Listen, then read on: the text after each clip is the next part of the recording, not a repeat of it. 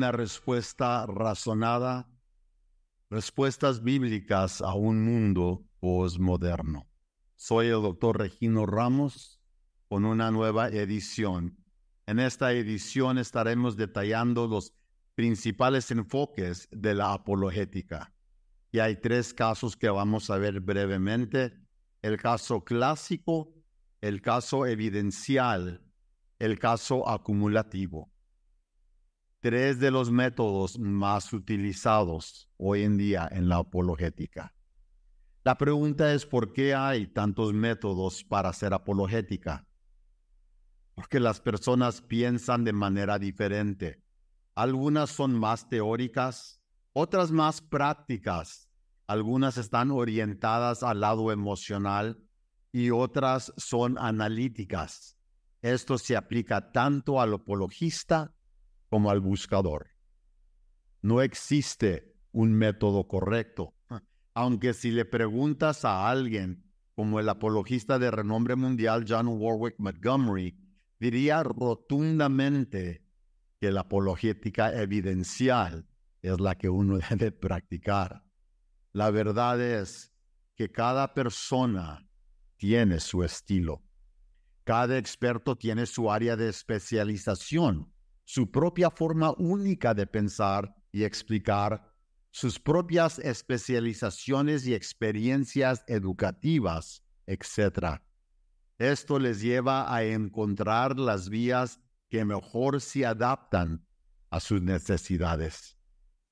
Además, depende de dónde se encuentra en la vida y ministerio. Por ejemplo, yo empecé en la apologética de sectas, lidiando con grupos pseudocristianos como The Way International, el Camino Internacional de Victor Paul Wierwille, o la Iglesia de Dios Mundial, la Iglesia de Unificación del Reverendo Sun Myung Moon, o la Iglesia local de Witness Lee, los mormones, los testigos de Jehová y muchos más. Estos fueron muy destacados durante las finales de la década de los 70s y principio de los 80s. Pero pronto en la universidad me enfrenté a grupos que no eran secta herética del cristianismo. Estaba el movimiento de la nueva era, el movimiento de la teosofía de Helena Petrovna Blavatsky y Phineas B. Quimby, los ocultistas, los wiccanos, los nuevos grupos del pensamiento como Dianética, etc. Y luego en la década del 1990 estuve expuesto a los movimientos filosóficos en las universidades como el posmodernismo, la semiótica de Fernand de Saussure, los juegos de lenguaje de Ludwig Wittgenstein, el deconstruccionismo de Jacques Derrida, por nombrar algunos. Ahora, ¿qué método es mejor? Pues en mis viajes mi audiencia también ha cambiado. Desde miembros de la iglesia en nuestra área local, en campamentos juveniles, estudiantes universitarios, profesores universitarios, etc. Todo me ha hecho cambiar el método que uso y cómo lo uso. He utilizado el presuposicionalismo, el evidencialismo, el caso clásico, el caso filosófico, el caso de creacionismo, etc., para contestar preguntas. Pero para esta sesión solo echaremos un vistazo a 3 métodos de apologética: el caso clásico, el caso evidencial y el caso acumulativo. Cada uno tiene similitudes y diferencias. Algunos se adaptan mejor a algunos casos que a otros, pero al final fueron diseñados para ayudar a llevar a las personas a Cristo y fortalecer la iglesia. Estamos en el caso clásico. Este caso se enfoca en el uso de la razón, la lógica y las evidencias. Para ellos el cristianismo es cosmovisión racional, lógica y razonable. Se trata de un enfoque de 2 pasos. El primer paso, sienten que deben superar las objeciones a la creencia en Dios y lo sobrenatural. Para ello, utilizan argumentos filosóficos para demostrar que la existencia de Dios es una creencia válida para sostener. Tres de los argumentos principales son el argumento cosmológico, que es más filosófico que otra cosa. Está el argumento teleológico, donde puede entrar ahí ciencia y física. Y luego está el argumento moral, donde entra la ética y el moral. Pero también existe otro argumento que utilizan, aunque rara vez, es el argumento ontológico. Lo que los hace a estos tres argumentos poderosos es que muchas de las premisas de estos argumentos generalmente las sostienen aquellos que no son cristianos. Ahora, el segundo paso del caso clásico entra en juego después de que hayan establecido ciertas bases. Antes del segundo paso, el apologista ha demostrado mediante el argumento cosmológico que Dios existe y que el universo necesita a Dios para la existencia.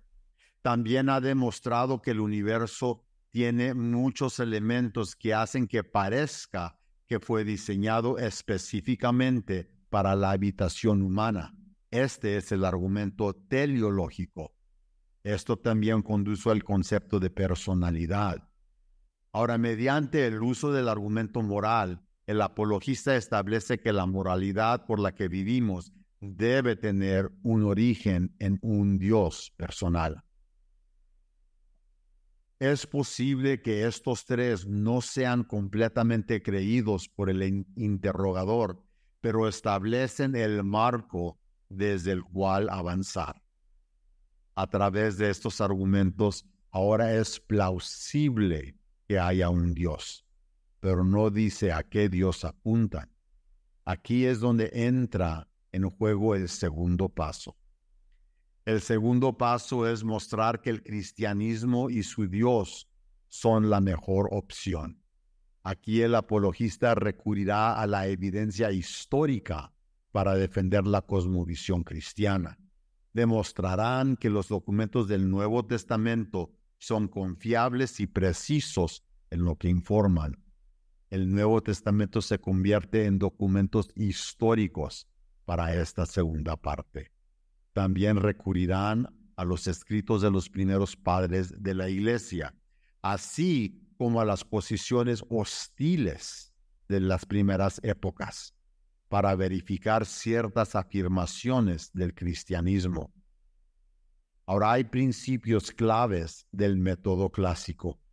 Como el cristianismo y la razón van mano a mano, la lógica y la racionalidad también son válidas.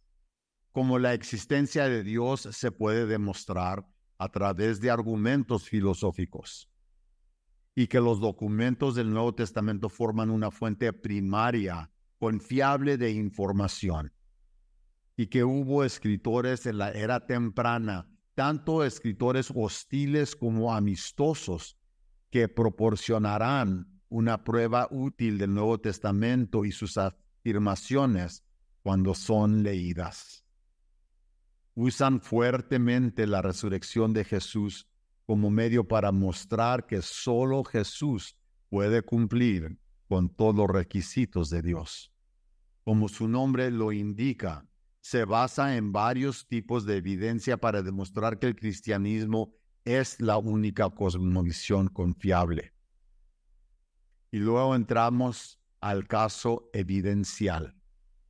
Los evidencialistas, a diferencia del caso clásico, no sienten la necesidad de preparar el escenario para la existencia de Dios.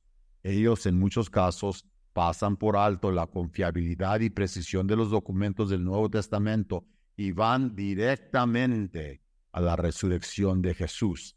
Al hacerlo, entrelazan la confiabilidad de los documentos del Nuevo Testamento, así como su precisión, como parte del argumento de la resurrección. Cuando se trata de la resurrección de Jesús, también se ocupan en lo siguiente: en la tumba vacía, en las apariciones de Jesús después de la resurrección, en la increíble transformación de los seguidores, especialmente los apóstoles. Señalan el hecho de que existe una fuente de evidencia para apoyar las afirmaciones del cristianismo. Sostienen que esta evidencia es suficiente para influir a los incrédulos. Al igual del método clásico, también sostienen que el cristianismo es racional, razonable y lógico. En cierto sentido, como el segundo paso del método clásico, utilizan la misma técnica. Difieren en el que sienten que si pueden demostrar que la resurrección es válida y verdadera, todo lo demás encajará. La resurrección significaría que los milagros son reales, que existe lo sobrenatural, que Dios es todopoderoso y que las Escrituras son verdaderas. El tercer método que veremos es el método del caso acumulativo. Esta metodología se basa en el uso de múltiples vías de evidencia, ninguna de las cuales puede ser suficiente para convencer a alguien, pero por el peso de todas ellas establece un caso sólido para la validez de la cosmovisión cristiana. Utilizan los argumentos filosóficos como el método clásico. Usan argumentos históricos como los evidencialistas y los clasicistas. Usan la ciencia, especialmente el argumento teleológico, para mostrar que un ser inteligente creó lo que es. Utilizan el análisis de cosmovisión para mostrar que el cristianismo es la mejor opción para el mundo que experimentamos. En mi opinión, el análisis de cosmovisión es apologética de caso acumulativo, no sencillamente una parte pequeña. También utilizan la experiencia personal.